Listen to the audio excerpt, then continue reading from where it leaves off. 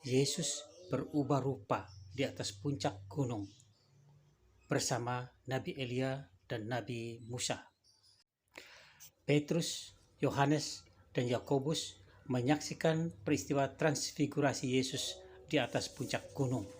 Sampai sahabat Katolik, damai Kristus kiranya selalu beserta kita, dan semoga hari ini kita semua dalam keadaan sehat walafiat selalu, rohani, jasmani, jiwa, dan badan kita.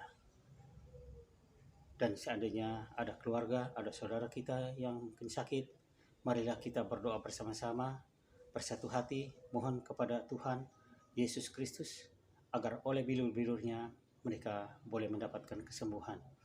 Mereka yang sakit, mereka membutuhkan kesembuhan. Demikian pun mungkin ada masalah, ada problema di dalam hidup, kita juga mohon semoga Roh Kudus oleh terangnya menerangi mereka, ada jalan keluar bagi siapapun yang ada masalah di dalam hidupnya. Hari ini saya ingin mengajak kita bersama-sama merenungkan firman Tuhan dari Injil Markus bab 9 ayat 2 sampai dengan 13 tentang perubahan wajah Yesus di atas puncak gunung. Marilah kita mendahului dengan tanda kemenangan kita, tanda keselamatan kita, dalam nama Bapa dan Putra dan Roh Kudus. Amin. Inilah Injil Yesus Kristus menurut Markus. Pada suatu hari Yesus berbicara tentang bagaimana ia akan menderita sengsara. Sesudah itu ia membawa Petrus, Yakobus, dan Yohanes dan bersama mereka naik ke sebuah gunung yang tinggi. Di situ mereka sendirian saja. Lalu Yesus berubah rupa di depan mata mereka dan pakaiannya menjadi sangat putih berkilat-kilat. Tak ada seorang pun di dunia ini yang sanggup mengelantang pakaian seperti itu. Maka nampaklah kepada mereka Elia dan Musa yang sedang berbicara dengan Yesus. Lalu Petrus berkata kepada Yesus, "Rabi, betapa bahagianya kami berada di sini. Baiklah kami dirikan 3 kemah, satu untuk engkau, satu untuk Musa, dan satu untuk Elia." Petrus berkata demikian sebab tidak tahu apa yang harus dikatakannya, karena mereka sangat ketakutan. Maka datanglah awan menaungi mereka, dan dari dalam awan itu terdengar suara, "Inilah anakku terkasih, dengarkanlah dia." Dan sekonyong-konyong waktu memandang sekeliling, mereka tidak lagi melihat seorang pun kecuali Yesus seorang diri. Pada waktu mereka turun dari gunung itu, Yesus berpesan supaya mereka jangan menceritakan kepada siapapun apa yang telah mereka lihat itu sebelum Anak Manusia bangkit dari antara orang mati. Mereka memegang pesan tadi sambil mempersoalkan di antara mereka apa yang dimaksudkan dengan bangkit dari antara orang mati. Lalu mereka bertanya kepada Yesus, "Mengapa ahli-ahli Taurat berkata bahwa Elia harus datang dahulu?"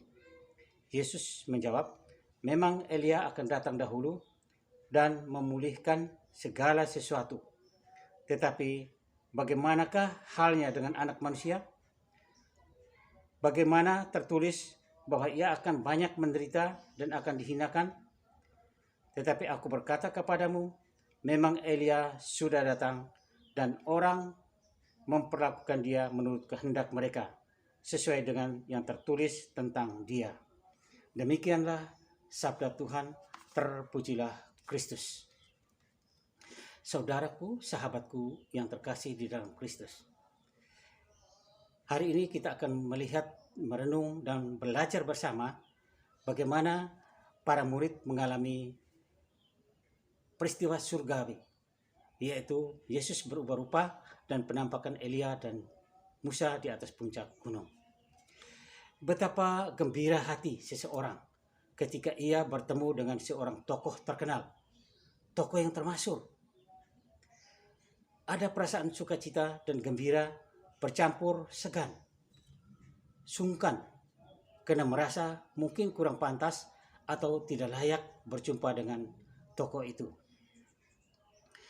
Pengalaman indah semacam inilah yang dialami oleh Petrus, Yohanes, dan Yakobus ketika mereka bertiga diajak Yesus untuk mendaki sebuah gunung yang tinggi. Di sana mereka berjumpa dengan Nabi Elia dan Nabi Musa, nabi besar dalam sejarah bangsa Israel. Ada sukacita luar biasa berjumpa dengan kedua nabi besar itu. Tetapi juga ada rasa segan, ada rasa takut. Karena hal-hal surgawi itu sangat asing bagi orang-orang dunia seperti mereka. Apalagi ketika itu Yesus sang rabi juga berubah rupa dan pakaiannya pun sangat putih, berkilat-kilat. Bahkan menurut penulis Injil, Markus mengatakan bahwa tak ada seorang manusia pun di dunia ini sanggup mengelantang pakaian seperti itu. Tidak ada. Karena itu cahaya ilahi. Pada saat itulah sebenarnya Yesus mau menunjukkan identitasnya yang sebenarnya. Yesus yang sejati.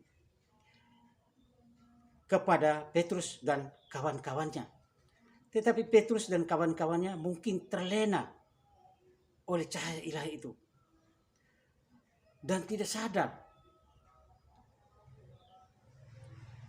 Karena suasana surgawi itu yang mereka alami. Bahkan Petrus berbicara, "Rabi, betapa bahagianya kami berada di sini. Baiklah kami dirikan 3 kemah. 1 untuk engkau, 1 untuk Musa, dan 1 untuk Elia." Petrus mengatakan itu secara tidak sadar karena mereka sangat ketakutan. Yesus sama sekali tidak menghiraukan kata-kata Petrus karena Yesus sedang berbicara dengan Nabi Musa yang adalah pembawa hukum Taurat, dan juga berbicara dengan Nabi Elia yang adalah salah satu nabi besar dan nabi utama di dalam bangsa Israel. Dalam keadaan takut seperti itu, tiba-tiba awan menaungi mereka dan terdengarlah suara dari dalam awan itu. "Inilah anakku terkasih, dengarkanlah dia." Itu adalah suara Bapa, Sang Empunya kehidupan. Suara itu meneguhkan dan menegaskan kepada Petrus dan teman-temannya bahwa sukacita, pengalaman yang luar biasa yang mereka alami dan mereka rasakan itu akan terus dapat mereka nikmati, akan terus mereka dapat rasakan bila memang mereka berani mendengarkan Sang Putra yang kepadanya Bapa berkenan. Dia itu adalah Yesus Kristus. Yesus Kristus yang hadir kehadirannya bukan untuk dikagum-kagumi, bukan untuk diagung-agungkan, bukan untuk dipuja-puji. Sebagaimana Petrus dan teman-temannya di atas puncak gunung.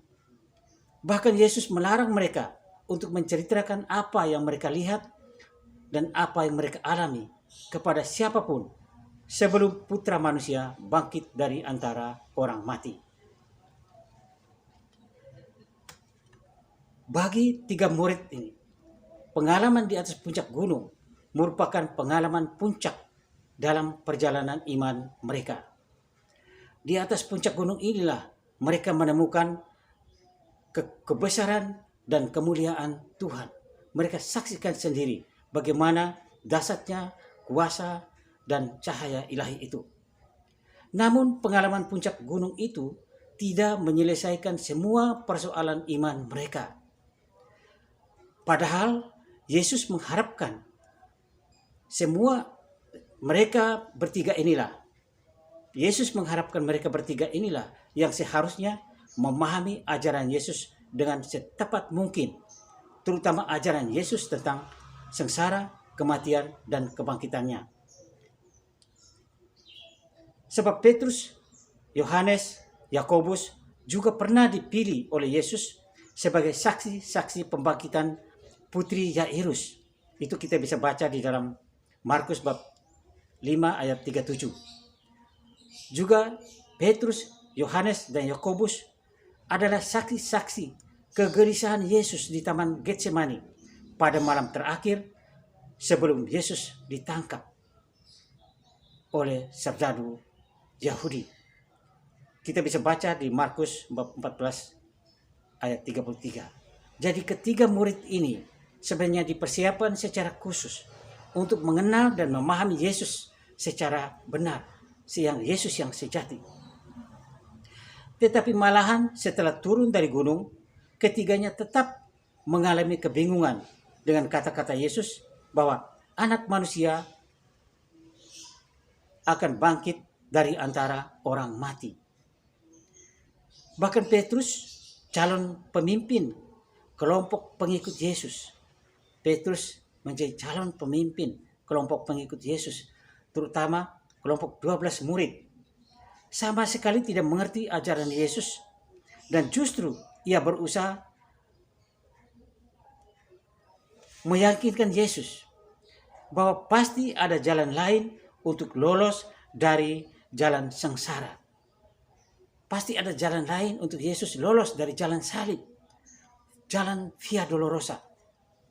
Kita ingat Yesus pernah menegur Petrus dengan keras, "Hanyalah engkau iblis."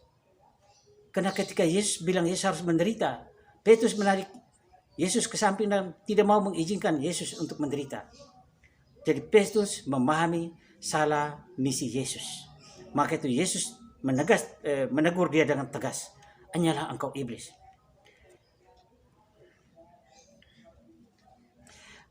Oleh sebab itu, Yesus juga menegaskan, kalau kita baca Injil di hari kemarin, barang siapa mau mengikuti dia, syarat-syarat untuk mengikuti Yesus adalah harus menyangkal diri, memagul salib, dan baru mengikuti dia.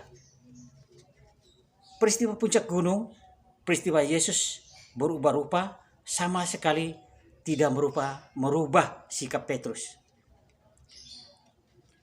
Ia tidak menangkap peristiwa itu. Petrus tetap sama seperti beberapa waktu yang lalu. Menanggapi kenyataan dengan pikirannya yang picik. Sudut pandangnya yang keliru. Ia mengukur semuanya itu dari segi enak atau tidak enak, senang atau tidak senang. Ia tidak peduli akan makna segala sesuatu yang berhubungan dengan misi dan karya Yesus. Sahabatku, saudaraku yang terkasih di dalam Kristus. Padahal peristiwa puncak gunung di mana Yesus berubah rupa adalah saat yang tepat Yesus menyediakan bagi mereka bertiga untuk memperdalam iman kepercayaan mereka untuk menghadapi misi Yesus seterusnya, yaitu nanti turun gunung saatnya Yesus datang ke kota Yerusalem. Kota di mana Yesus diagung-agungkan, diterima dengan daun palma, dengan hamburan pakaian di tengah jalan. Tapi kota Yerusalem juga adalah kota bagi raja yang bersengsara. Dari Yerusalem inilah Yesus akan dijatuhi hukuman mati. Inilah puncak gunung. Peristiwa inilah sebenarnya Yesus mau mempersiapkan mental mereka. Yesus mau memperdalam mental iman mereka. Bahwa penderitaan jalan salib, penderitaan di kota Yerusalem, itu akan berakhir dengan misteri puncak gunung. Kalau mereka teguh dan kuat, mereka akan mengalami kembali peristiwa puncak gunung, yaitu cahaya ilahi, yaitu sukacita surgawi. Saudaraku, sahabatku yang terkasih di dalam Kristus. Pengalaman puncak di gunung dalam kehidupan beriman sesungguhnya dialami oleh semua pengikut Kristus, termasuk kita para murid-muridnya. Pengalaman puncak gunung adalah suatu situasi di mana kita akrab bersatu dengan Tuhan, seraya kita menyadari kekurangan kita di tengah kebesaran Tuhan, di tengah keagungan Tuhan. Pengalaman itu ada pada saat seluruh diri kita dipenuhi dan dikuasai oleh kebesaran, kemahakuasaan, dan kemuliaan Tuhan. Pada saat kita merasakan kekecilan kita, kehinaan kita, diri kita yang lemah dan penuh dengan dosa, berhadapan dengan Sang Maha Agung, Sang Maha Suci, Sang Maha Kuasa. Dan pada saat itulah kita diharapkan untuk memperoleh pencerahan iman kita, sehingga kita semakin setia mencintainya. Bahwa kita juga harus terus mau mendengarkan suara Bapa dalam awan itu. Inilah anakku terkasih, dengarkanlah dia. Bapa menghendaki kita terus mendengar Yesus, terus mengikuti Yesus. Maka peristiwa puncak gunung itulah lambang iman kita yang akan selesai. Lambang harapan iman kita yang akan terpenuhi bila kita sudah bersatu dengan Tuhan untuk selama-lamanya. Ketika kita bersatu dengan Tuhan, menderita bersama Tuhan, mendengarkan Tuhan, berjalan bersama Tuhan, sampai di atas puncak gunung Golgota, Via Dolorosa lewat salib. Maka di atas puncak gunung Golgota itulah puncak cahaya ilahi mampir, hadir untuk memenuhi hidup kita, untuk memenuhi hati, batin, dan roh kita. Sukacita surgawi, cahaya ilahi yang akan terpancar dari atas puncak gunung Golgota. Kita akan mengalami cahaya itu, cahaya surgawi itu, yaitu cahaya puncak gunung Golgota ketika kita bersatu dengan Yesus Kristus. Marilah kita berdoa, semoga Roh Kudus terus menerangi kita, supaya kita boleh melihat cahaya ilahi yang hadir di dalam hidup kita lewat salib, lewat penderitaan dan salib kita yang kita panggul menuju gunung Golgota. Karena di atas puncak gunung Golgota kita akan menemukan cahaya ilahi, cahaya kemenangan surgawi. Amin. Semoga Tuhan memberkati kita selalu.